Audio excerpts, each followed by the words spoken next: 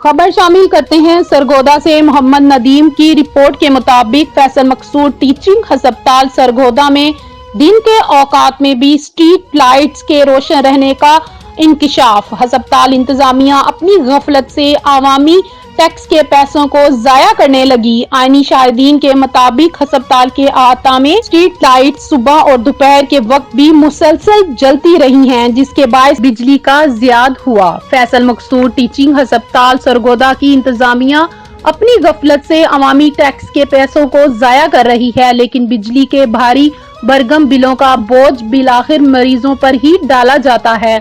जबकि फैसल मकसूद टीचिंग अस्पताल सरगोदा की इंतजामिया इख्तियात करने के बजाय बिजली का बेज़रर इस्तेमाल कर रही है। हुकूमत एक जानिब बिजली बचाने की अपीलें करती है तो दूसरी जानिब अस्पताल जैसे अहम अदारे इस पर अमल करने में नाकाम नजर आते हैं।